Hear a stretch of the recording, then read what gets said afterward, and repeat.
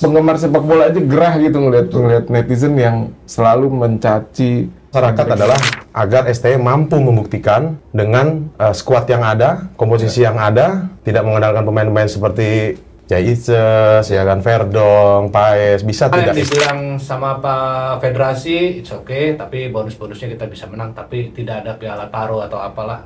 Ada Ciki ya.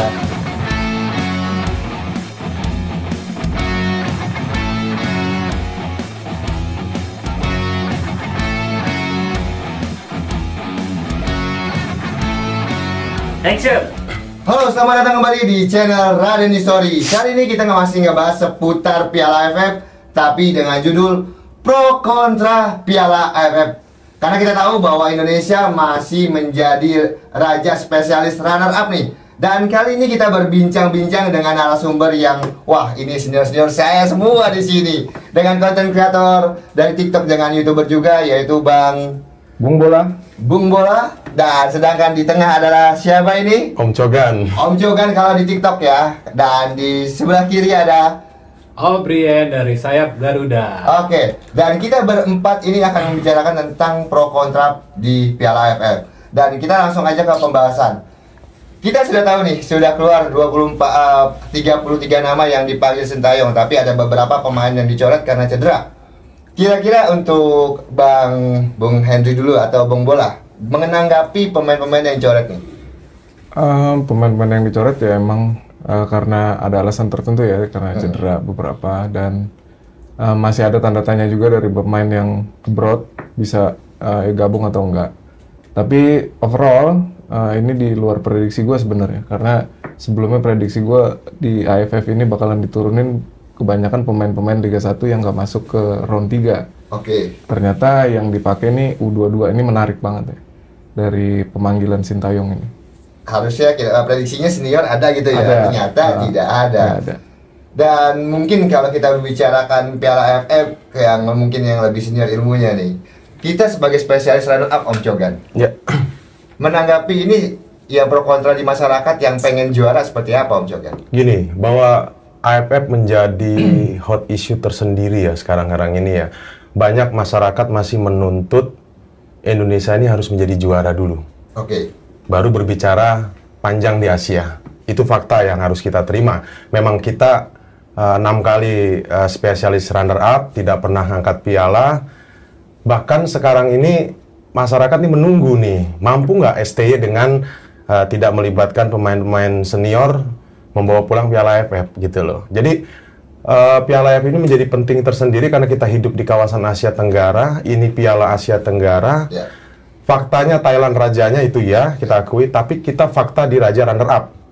Nah, tuntutan masyarakat adalah agar STY mampu membuktikan dengan skuad yang ada, komposisi yang ada, tidak mengandalkan pemain-pemain seperti Jai Ices, ya kan, Verdong, Paes, bisa tidak STY. Ditunggu banget ini memang.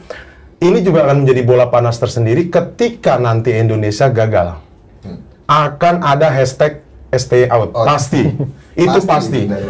Karena gini ya, bahwa momen AFF ini ya nggak banyak memang nanti ada yang bilang AFF ini sebagai piala ciki lah, gorengan lah, res-resan. Tapi faktanya kita nggak bisa mampu angkat piala itu. Benar. Kita harus akui gitu loh. Benar. Makanya untuk memutus itu semua, nggak perlu banyak-banyak, cukup sekali juara udahlah gitu loh. Hanya untuk cukup satu kali juara untuk membuktikan. Membuktikan diri, memutus sindiran, kritikan masyarakat selama ini, ya kan? Kita cukup sekali juara saja sudah gitu loh. Tapi faktanya gini, kalau kita menurunkan senior, sebenarnya Pak Erik ini, kalau saya menurut pribadi saya, kalau Piala AFF ini menjadi ajang resmi FIFA, Pak Erik itu udah pasti ngomong kita juara target tahun ini. Cuman ini kan bukan kalender resmi FIFA. Menjadi kesulitan tersendiri ketika mengambil pemain-pemain yang bermain di Eropa. Pasti tidak akan diizini dan klub berhak menahan itu karena tidak masuk kalender FIFA. Itu yang harus kita garis bawahi di situ. Nah, ini menjadi dilematis tersendiri. Ada yang bilang AFF itu nggak penting katanya. Kalau nggak penting ngapain ngikut? Ya. Seperti Australia. Iya. Kalau nggak penting nggak usah daftar, nggak usah ikut. Benar. Gitu loh. Jadi menurut saya AFF ini penting, Karena untuk membuktikan diri negara kita, Indonesia, mampu tidak berbicara banyak di Asia Tenggara. Mungkin itu dulu, Bung Nadiem. Oke. Mungkin nanti Bang Oprin dari segi melihat pembicaraan dari Om Chogan sama Bang Bola dengan terkait pemain dan tadi sudah bicarakan penting kalau bagi saya. Menurut Om Oprin gimana? Ya, nggak ada yang nggak penting ya Bang Raden. Saya setuju banget sama teman-teman kita. Ya, pembuktian Raja ASEAN itu di sini. Jadi kalau saya sih, tapi apapun yang terjadi, apapun hasilnya ya kita terimalah, karena memang kita juga harus paham juga kedalaman squad ini kan seperti Ivar Jenner, Strike, dan siapa satu lagi yang di luar ya, Hapner ya, belum tentu bisa bergabung. Kalau Strike mungkin dijanjikan di semifinal atau di final gitu. Jadi kita kalau saya bilang penting. Dan kemungkinan itu ada, semangat dulu, optimis, kita song-song, karena paling dekat adalah otomatis tanggal 9, event mulai tanggal 8, kita bermain tanggal 9. Iya. Jadi ini dulu kita fokus, apapun yang terjadi. Target final yang dibilang sama Pak Federasi, it's okay, tapi bonus-bonusnya kita bisa menang, tapi tidak ada piala taro atau apalah. Piala Ciki ya. Oke, tadi Bung Bola melihat pembicaraan bahwa harus menjadi juara kalau bisa, karena satu aja penting banget. Tapi ini 22 loh umurnya Om. Ya. Sedangkan yang lawan-lawan kita senior semua. Ya kalau gue sih liatnya skuad kita ini skuad termuda jelas ya. Ya. Yang lain karena lebih siap, tim-tim lawan itu lebih siap menurunkan tim-tim terbaik mereka. Ya. Sedangkan kita tim usia muda U22 dan paling tua itu Asnawi kalau nggak salah, ya, 25 tahun. Jadi menurut gue nih lebih ke ekspektasi kita untuk target juara, mungkin ya harus berjuang lebih ekstra ya buat juara. Tapi ada efek positifnya, jadi menambah jam terbang pemain-pemain muda ini. Yang ujungnya nanti muaranya pasti ke timnas senior ya. Oke, yang ujungnya muara ke timnas senior. Iya, kayak ada beberapa nama yang menarik perhatian, terutama di lini depan kayak Hoki Caraka sama Ronaldo Kuate.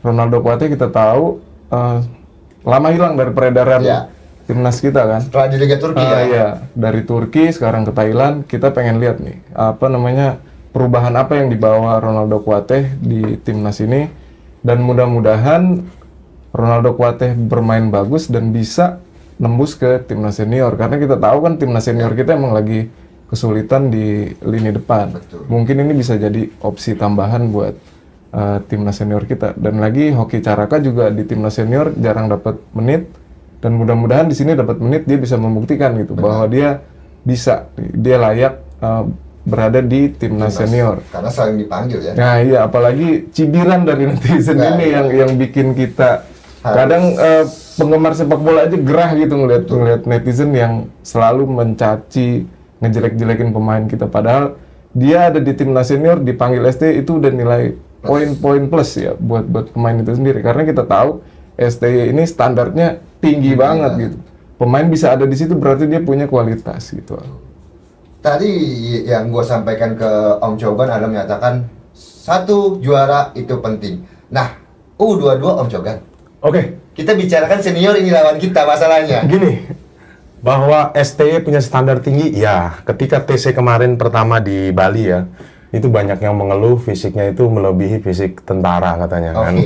Itu banyak yang joprak juga, banyak yang muntah-muntah juga. Artinya memang STY ini menerapkan standar tinggi, standar dunia yang harus dilakukan oleh pemain-pemain yang dipanggil gitu.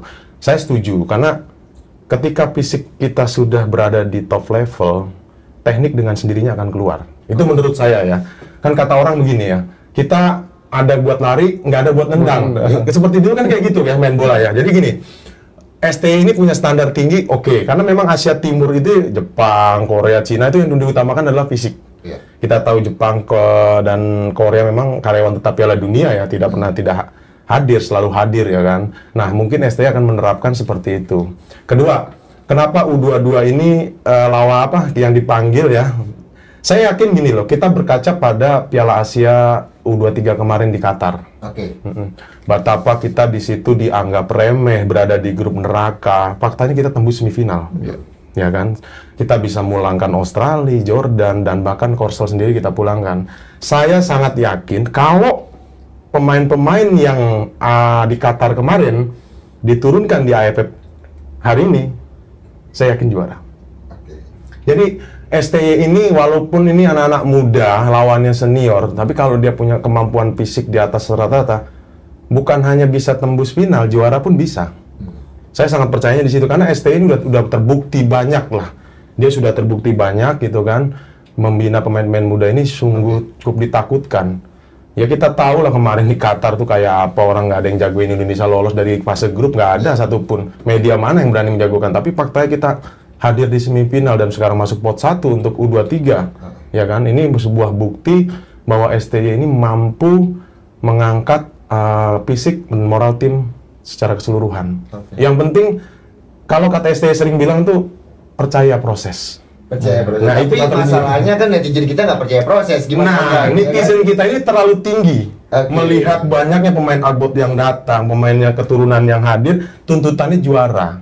Kalau yang datang kayak Kylian Mbappe, ya kan, Messi, Ronaldo, ya boleh lah. Ini kan kita tahu mereka ada di kasta 2 di Eropa. Iya.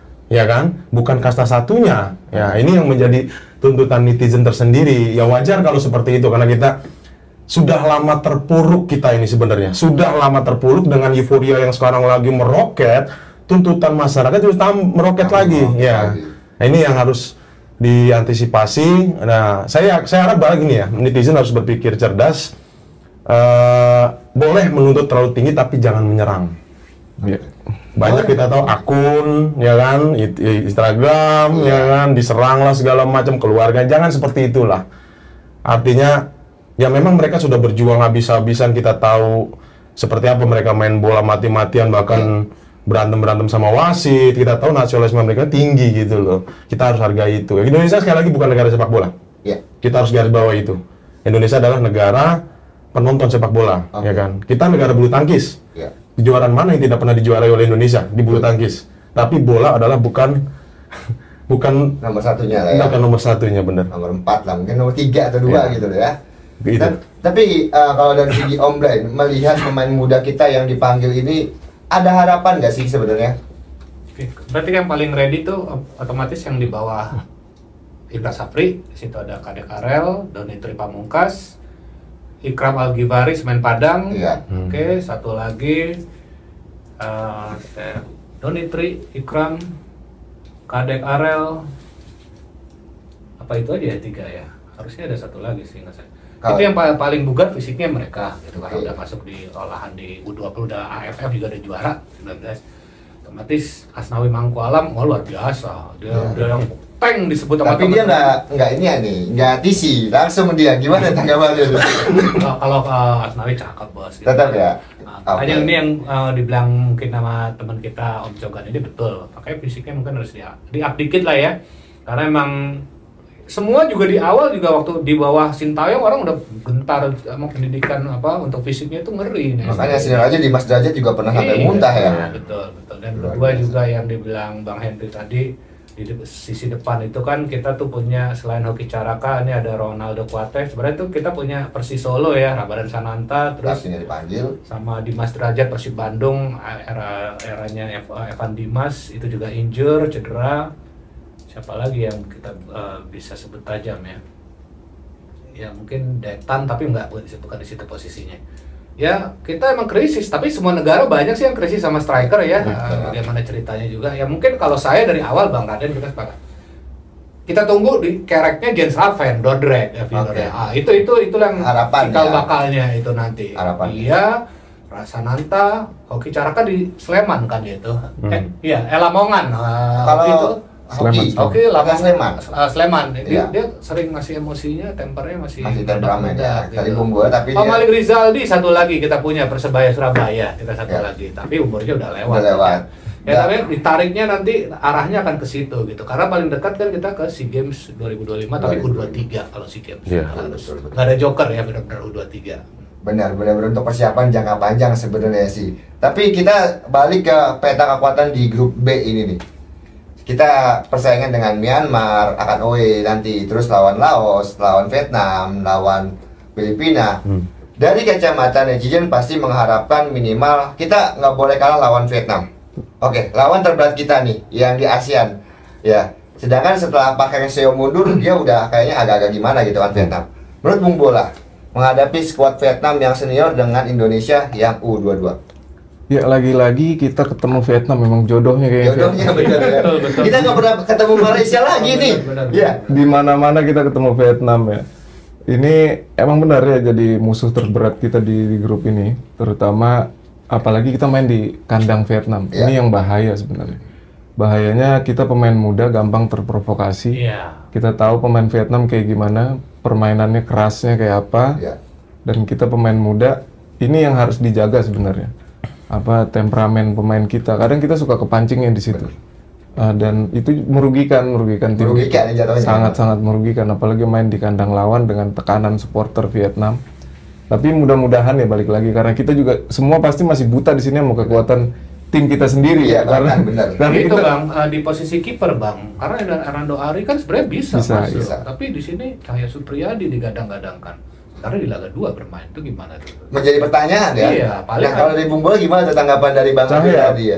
Cahya sebenarnya yang dibutuhin pengalamannya dia sih. Iya.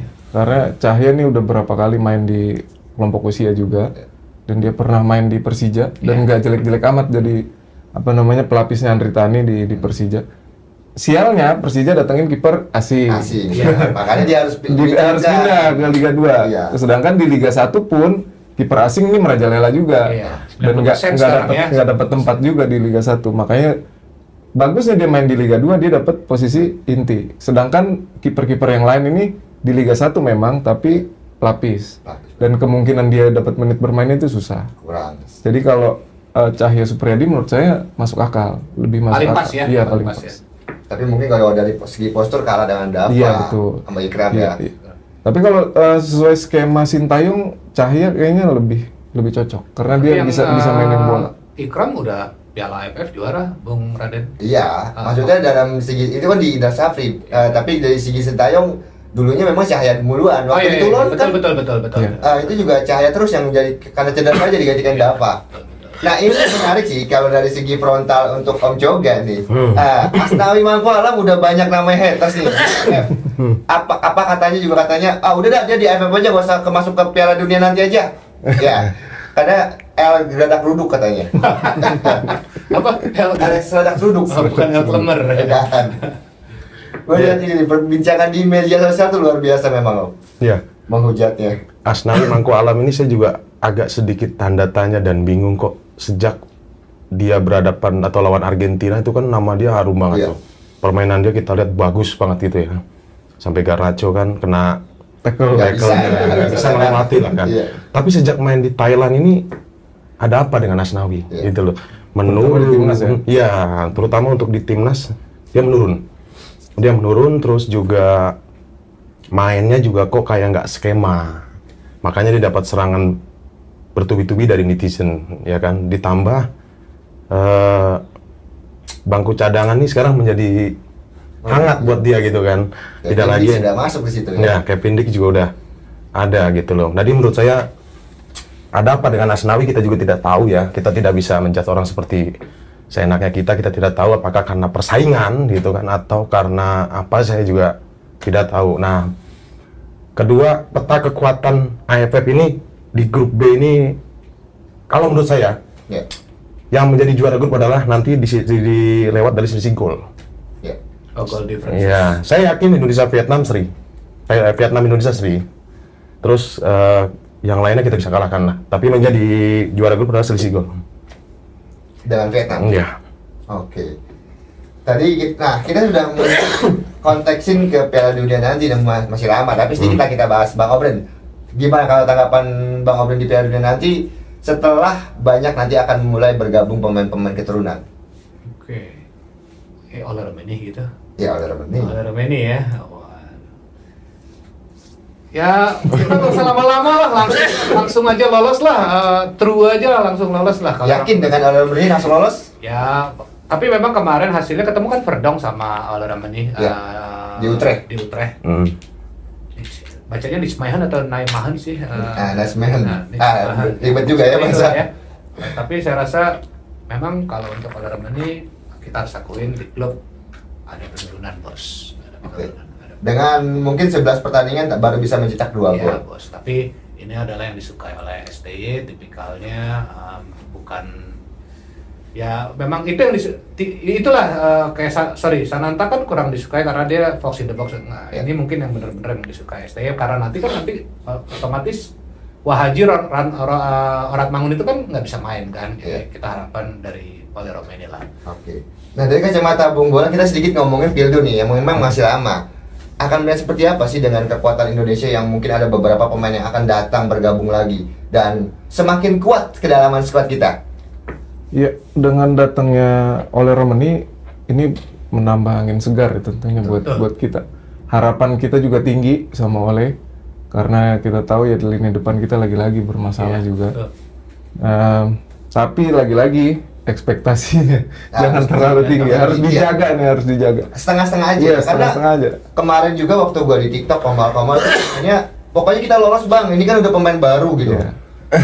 Pokoknya kita menang lawan Australia bang, itu udah banyak banget. Karena gini terutama di TikTok ya, yang beredar itu masuknya Ole Romani ini mereka nganggap Ole ini kayak Haaland. Bisa nambah gol banyak nih gitu. Ole ini sebenarnya karakter Ole ini bukan goal getter dia. Dia ini pemain sayap tapi bisa nusuk ke dalam. Nah itu benar yang dibilang Om O'Brien tadi. Jadi kalau di Korea Selatan dulu Sintayong punya Son Heung-min. Iya, Son Heung-min. Nah ini tipikalnya hampir mirip dengan kecepatan yang sama, bisa nusuk. Nah ini yang diharapkan bisa nambah kekuatan. Tapi kalau karena sayangnya Ragnar nggak bisa main nih. Itu lawan Australia. setuju banget. Seandainya Ya, ada Ragnar sama Ole ini kemungkinan bakalan menggedor Australia. Iya, Karena perhatian saya bang memang menembus, menghancurkan pertahanan lawan mudah, tapi insting ngegol itu tidak semua. Itu karena Ragnar kita saya suka Ragnar tapi kan nyaris peluang ya, ceplos kan tapi gagal gitu di pertandingan sebelumnya juga. Nah makanya mudah-mudahan segar dari Ole Romani yang saya lihat memang belok-beloknya bagus ya. Dari segi permainan. Tapi kalau prediksi Australia saya positif ya. Berarti 20-25 kita ya, tanggal 20 dan 25 iya. kan? Kalau lu positif berarti udah kemungkinan lolos dong. Pildo langsung. Insya Allah. Insya Allah ya. Jadi gini, sebenarnya waktu drawing itu gue sempat bikin ulasan. Iya. Ini gue nggak berharap kita lolos otomatis, karena sadar diri kita lihat lawan ini semua langganan Piala Dunia bos. Kita doang anak bawah nih bos ya. Ini paling rendah nih levelnya di bawah. Udah gitu ada Bahrain, ada Cina pernah masuk Piala Dunia loh 2000 berapa deh? 2002 kalau nggak salah. Cina masuk Piala Dunia, kita sama Bahrain nggak pernah masuk. Tapi Bahrain pernah di terjauh itu dia di playoff. Akhirnya kalah lawan Australia kalau nggak salah waktu itu. Australia masih di Oceania. Nah kita ini anak bawang yang pertama kali masuk ke round 3 secara secara sadar gue mikir kita lolos di round 4 atau round 5 sekalipun.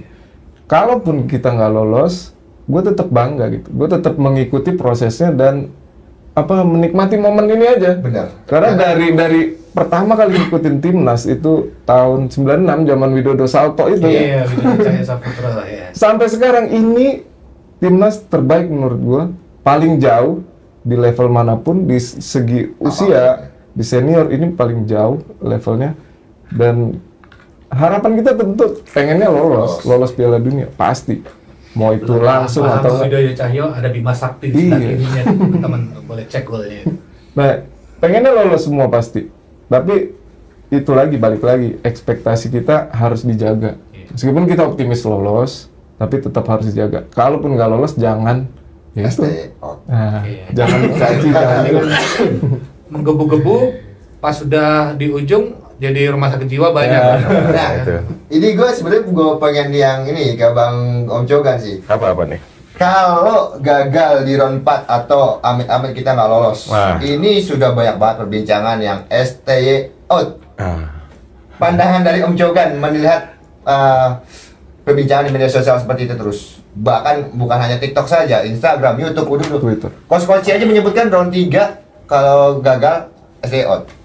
Justin tuh ya. Pak Justin, Mas. Coach Justin ya. Jadi gini ya, menurut saya ya, Indonesia dulu seperti apa sih? Ya. Nggak usah jauh-jauh ke Asia. Ngangkat Piala AFF aja nggak bisa.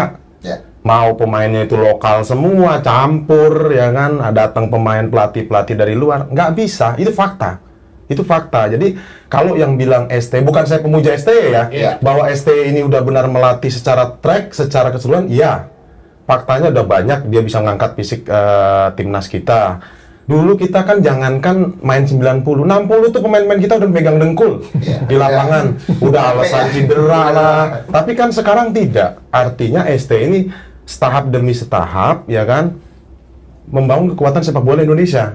Jepang itu butuh puluhan tahun untuk bisa berbicara banyak di Piala Dunia. Target Jepang di 2026 sangat mengejutkan. Juara Piala Dunia. Itu pelatihnya yang ngomong. Artinya dia dari tahun 90-an baru berani bicara target juara Piala Dunia adalah di tahun 2026. Sudah puluhan tahun dia ya. Nah, Indonesia mau dilatih baru 3 tahun, terus udah euforia tinggi Asia, bilang kalau kalah out. Aduh. Covid lagi. Kalau saya sering debat begini ya. Yang bilang ST out, Anda tidur terlalu miring. Oke, Anda tidur terlalu miring. Bangun lah, gitu lah. Kenapa itu? Ya gini loh, saya tuh ngikutin PSSI, Timnas tuh dari 94. Dari zamannya Primavera. Jadi saya senior saya bahkan saya bilang. Dari 94 itu zaman Primavera, Kurniawan Pak. Kurniawan, Bima Sakti, Apres Gideon Tecuari. Itu tahu perjalanan timnas tuh kayak apa, gitu loh. Ya kita nggak usah berbicara banyak lah di Asia ya. AFF aja nggak mampu kan. Terus dengan euforia tinggi, pemain yang dari abroad datang, naturalisasi banyak datang, ketika kalah ST out. Terus mau dilatih siapa? Ntar kalau yang latih lagi siapa? Pep Guardiola kalah lagi, out juga gitu. Sampai kapan begitu? Biarkan proses ini kan masih proses. Mereka ini belum kenal dengan taktiknya STY ya, belum chemistry belum ada ya, pastikan. Lawan yang kita hadapi bukan Myanmar. Semuanya karyawan tetap Piala Dunia, Jepang, Korea, ya kan? Terus Australia, Arab, itu kan lawan-lawan kita yang memang sudah macannya di Asia gitu loh. Janganlah berekspektasi terlalu tinggi gitu kan. Biarkan proses ini kan lagi ngebangun dulu nih. Kita sepak bola kita kan corak marutnya kayak apa dari tahun ke tahun. Sekarang ini adanya Pak Erik, STY ini kan pelan-pelan. Tapi tuntutan masyarakat udah kelamaan, udah 4 tahun masih aja proses. Jepang proses dari tahun 90 bos. Sampai 2026 baru bilang berani target juara. Bener nggak Bang Teh? Iya. Maksud kita mau singkat kayak orang balik telapak tangan yang enggak juga gitu loh. Jadi emang Bung Henry ini ada poinnya, Bang Jogan ini jelas dari 170 sekian sekarang 125. Resmi 125. Betul. Jadi benar-benar membangun dari nol ST ini. Jadi sisi positif kita harus kasih ini juga pujian juga buat dia. Bukan pemuja ST ya, kita pemuja timnas. Nah ini yang bahaya sebenarnya yang berkembang di media sosial ini. Ada pemuja ya. Jadi ketika ada dua pendapat yang berbeda, ini langsung dipisah, langsung dipecah. Langsung dipecah, terus satu bilang pemuja lah. Itu ya. Itu yang satu yang toel lah. Satu toel, satu pemuja ya. Elah timnas kasapan mau maju kalau seperti ini. Yang kemarin concern saya itu sebelum pertandingan lawan Arab, ini rame di komal-komal kita. Boleh tanya teman-teman di TikTok, saya itu paling jarang naik komal. Kecuali ada hal-hal yang kayak gitu yang harus saya luruskan gitu. Saya berani naik dengan nada keras, pasti saya bilang gitu kan. Nah ini saya lihat di sini ST out, terus ada kita ini selalu dikasih sama makanan yang kayak gitu. Perbedaan dari awal naturalisasi lokal pride, terus sekarang ST out, ST. Ini mau sampai kapan kita kayak gini gitu kan? Kalau kita masih kemakan sama omongan-omongan ini, nggak bakal maju gitu. Nah, kita tugasnya bener kata Rocky Putirai, tinggal dukung aja apa susahnya sih gitu. Jadi Hamdan Hamadan memang jelas bilang naturalisasi itu ada prosesnya. Setelah dapat WNI, mereka saknya sama WNI sama dengan kita teman-teman. Ya, seperti itulah yang terjadi saat ini di dunia media sosial terutama ya. Dan sebenarnya kemarin gua ada pertanyaan ya. Kita bukan ngomongin Bung Toel, tapi ada pertanyaan dari teman-teman. Sebenarnya butuh gak sih sosok seorang Bung Toel ini yang dia benar-benar salah satu yang mungkin dibilangnya oposisi? Boleh-boleh aja, tapi ya dia kayaknya ngarahnya ke personal Bung Raden di sini. Kalau ke personal dia artinya ke satu sudut aja, bukan untuk kepentingan tim. Boleh-boleh aja, tapi ya dia apapun yang dibikin STY, saya bukan, sekali lagi kita di sini bukan pemuji STY, bukan, tapi ya begitu, apapun yang dibikin semua salah, ya gimana dong jadinya gitu. Dan dia punya follower banyak, Bang. Dan ya itu gimana Om Cogan, soalnya ini kan, nah kan kalau kritik itu emang ngujat beda ya. Tadi Om Fred bilang boleh-boleh saja. Kalau Bung Toel itu secalo dia mengeritik memang buat keseluruhan tim perbaikan, oke, saya terima. Tapi ini Bung Toel ini ngeritiknya secara pribadi. Akhir-akhir ini pribadi, bahkan bilang STY out lah. Awal-awal mungkin dulu sempat bilang nggak setuju dengan program Pak Erik. Ya, terus dia kesini makin kesini menyerangnya pelatihnya. STY out ya kan. Artinya memang kita ini harus dua sisi ini menurut saya ada yang mendukung, ada yang memberi masukan atau kritik ya kan. Nah tapi kritiknya ini sekali lagi, bener Bang Obran ini bilang personal nih sekarang nih, kayak kalau menurut saya kayak nggak kebagian proyek gitu loh. Kayak ada proyek tersendiri yang tidak di-ACC oleh Pak Erik kan sebagai ketum, ya kan? Dia terus ngambek gitu, nyerang lewat medsos, gitu, lewat medsos. Nah, mosok dia bilang ya kita mampu lah lawan Australia gitu, bisa ngalahkan lah, ini di kandang kita. Aduh, menurut saya ketinggian bos, Australia peringkat aja udah jauh, udah bolak-balik Piala Dunia juga gitu ya. Ya kita nahan Sri aja udah alhamdulillah gitu loh. Kapan sih bisa nahan Sri Australia dari tahun ke tahun ya kan? Yang sulit sekali ya. Ya, jadi ekspektasi jangan terlalu tinggi, mentang-mentang kita tuh diperkuat pemain-pemain keturunan. Ya, sekali lagi pemain keturunan kita nih masih grade kasta 2 lah di Eropa. Iya, setuju. Iya, kecuali yang datang sekali lagi Mbappe, Messi, Ronaldo gitu. Itu boleh nuntutnya terlalu tinggi gitu loh. Oke, tadi itu menarik banget, tapi ini statement terakhir dari Bung Bola nih terkait tadi yang gue sampaikan juga. Emang kita butuh gak sih sosok Toel ini? Sebenarnya bukan sosok Toelnya ya, kalau yang dibahas ini antara hujat dan ini ya, oposisinya ya. Oposisinya. Oposisi itu wajib ada emang di pengalaman gue ya di ngikutin sepak bola nasional. Zaman dulu itu supporter timnas nggak pernah sejalan sama PSSI. Oke. Ya dari zaman Nurdin Halid, sebelumnya juga Agung Gumelar juga sama kan, sampai terakhir di Iwan Bule itu kita masih clash supporter timnas. Kenapa? Karena kita nih sayang sama timnas, supporter ini. Kita mengkritik demi kebaikan timnas lewat PSSI. Nah sekarang PSSI-nya udah bagus, manajemennya udah bagus, kita dukung. Kalau emang ada yang salah, kita kritik wajar. Tapi kalau jatuhnya kayak haters itu udah bukan mengkritik, tapi udah menyerang gitu. Nah anehnya kemarin fenomena ini jadi banyak yang setuju sama Toel.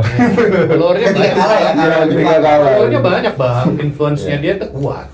Nah saya perhatiin beberapa kali di medsos itu terutama, ini kayak ada yang menggerakkan gitu. Oke. Ini pendapat opini pribadi ya. Asumsi pribadi. Karena apa, setiap kita masuk di live itu narasinya sama. Narasi selalu itu yang dibangun. Narasi dengan lawan Cina aja kalah, harusnya kita menang. ST out, ST, kasihan Eliano kenapa nggak dimainin. Itu narasi-narasi yang dibangun kok sama, kok kompak. Benar. Gitu kan. Ini jadi pertanyaan, apakah ini ada yang gerakin atau emang gerakan personal? Kalau gerakan personal kok bisa sama semua, seragam gitu kan. Karena jujur gue sebagai background gue di jurnalistik, kuliah di jurnalistik, jadi ngebaca ini Om, jadi saya menganalisa, oh ini kayaknya kok ada pergerakan. Ada pergerakan. Sama. Mirip trafficnya. Di hampir semua sosial media, di Twitter terutama ada akun-akun besar yang kayak gitu juga. Nah ini pengaruh influencer, terutama ya influencer gede ya, harus ngasih edukasi terus ya ke netizen kita. Kalau ini nih nggak begini cara mainnya gitu. Kalau kita mau mendukung ya mendukung, kalau mau kritik secara baik lah. Kayak misalkan pertandingan lawan Cina itu wajib kita kritik. Bener. Saya pun juga. Nah, tapi bukan berarti kita nggak cinta timnas kita, nggak mendukung timnas kita. Karena kita pengen timnas maju gitu. Kalau misalkan kemarin lawan Jepang, Apa yang mau dikritik? Iya, itu yang gue bingungin. Dari udah lawan Jepang tuh udah STO tuh gede banget bang. Itu apa yang mau dikritik gitu dari awal gua nonton sama Om Jo kan bareng di GBK kita nonton langsung. Itu dari awal kita udah nggak yakin menang. Bahkan kita mendukung itu ya? Mendukung, datang ngapain gua datang kalau nggak mendukung gitu. Kita ngeluarin duit loh ke GBK itu nonton demi mendukung timnas. Tapi kita udah tahu ini bakalan hasilnya kayak apa gitu. Dan kita tetap dukung gitu. Nggak menghujat siapapun pemain secara personal. Nah, ketika masuk ke medsos kok begini? Beda sama yang di stadion nih. Terus gini, Bang Raden dan Om Bray ya. Bahwa timnas kita ini menjadi role model ya sekarang di Asia Tenggara. Banyak mencontoh ya, Malaysia juga mencontoh cara kita dengan cara mencari pemain-pemain keturunan dari Malaysia, terus juga Laos, Kamboja, Timor Leste. Ini melihat banget Indonesia nih sebagai role model, sebagai contoh yang dulu Indonesia tidak pernah dilihat, tapi sekarang dengan gemanya kualifikasi round 3 ini Indonesia sampai bisa bicara jauh, bahkan kemarin mengalahkan Arab nih menjadi contoh tersendiri nih, kata menurut media-media dari sana ya kan, sering. Nah, kita poin paling tinggi di round 3. Ya, poin paling tinggi kita pemecahnya kemarin kan dipegang Vietnam dengan 4 ya. 3 poin. 4 Vietnam 4 poin, Thailand 2 dan kita sekarang 6. Nah, bahkan media dari Vietnam ya kan bilang Indonesia tidak menurunkan kekuatan full tim di AFF itu sebuah anugerah buat mereka katanya. Nah, artinya begitu takutnya media ya, walaupun ini dalam kutip media dengan kepentingan tersendiri nyari makan di situ mungkin ya, tapi fakta dengan dia mengeluarkan berita itu kan tersebar. Artinya mau itu hoak atau tidak, kita sempat baca ya kan, Indonesia menjadi satu buah magnet yang membuat kalau kita turun dengan kekuatan full tim ya, Thailand, Malaysia dan Vietnam juga takutnya minta ampun gitu. Artinya pembinaan selama ini yang dilakukan oleh Pak Erik, STI ini sudah benar. Buktinya benar apa? Membuat getar negara-negara tetangga gitu loh. Itu fakta ya. Yang kedua, mungkin kalau saya sering ngomong di room-room di aplikasi sebelah gitu kan. Dari awal saya udah bilang runner up, Pak Obreng. Dari 3 bulan sebelum round 3 bermain. Setelah pertandingan lawan Filipina, saya sering di roomnya Bola Bekasi. Sampai sedetik ini saya tidak merubah. Runner up. Orang paling optimis ini dari awal. Saya orang paling optimis, bukannya sekarang baru, dari awal. Saya sudah memprediksi kita di bawah Jepang. Apapun nanti bisa. Karena ada kemungkinan gini. Kalau kita besok menang lawan Australia, karena Australia, euforia akan terjadi ketika lawan Bahrain dan Cina. Dan ini sangat susah tiket dicari nanti. Iya, buat tiket terus. Apalagi kalau nanti Jepang sapu bersih semua, ya kan? Terus yang lain berakhir imbang.